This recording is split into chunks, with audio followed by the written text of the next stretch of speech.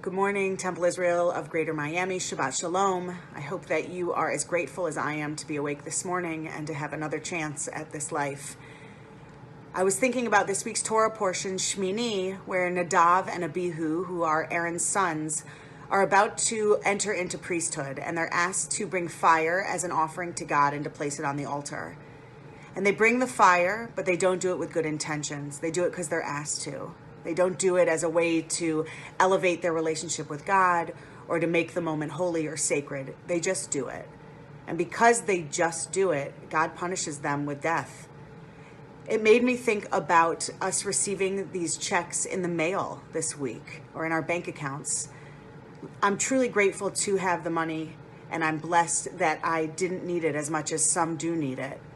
But it made me feel a little bit uneasy that I was receiving it at all. I was trying to come up with a way of how to elevate this gift that I've been given to make it also holy and to make it serve my community in a way that maybe I couldn't do just alone. And I came across a really great reading that I wanted to share with you. It says, "Money can buy a house, but it cannot buy a home. Money can buy a bed, but not sleep. Money can buy a clock, but not time. Money can buy a book, but not knowledge. Money can buy food, but not appetite. And money can buy friends, but not love." How are we going to spend this money that we've been given, this gift that we've been given, so that we can elevate it in a way that is Jewish and that is holy? The first way that we can do this definitely is to give it to those who need it. And that may include many of us watching this. We may absolutely need this money, and no judgment, go use it, how you can use it. Put it into the economy. Go to small businesses, help them support their families, use it.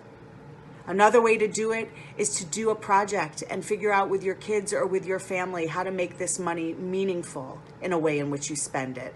How can you divide it up and do it on a few different projects? How can you buy something for each person in the family and save enough to give tzedakah? The whole idea is, how can we elevate this gift we've been given with intention, with kavanah?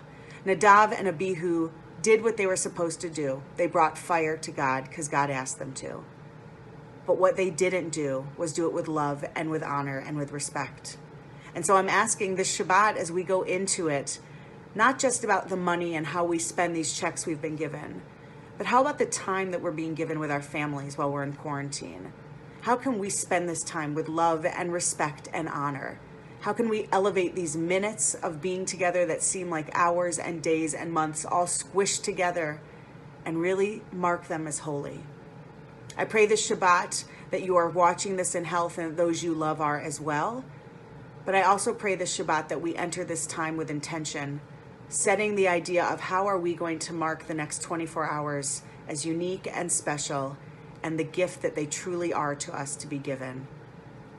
I hope that you all have a Shabbat Shalom. I look forward to seeing you this evening at 7:30 on the Bima, and then tomorrow morning again at 10 with Torah reading from the sanctuary. Torah study at Joseph's Table will begin at 11:30 on Zoom, and then at 7:30 we will join in a congregational Havdalah on Facebook. All of my best. Take good care. Shabbat Shalom.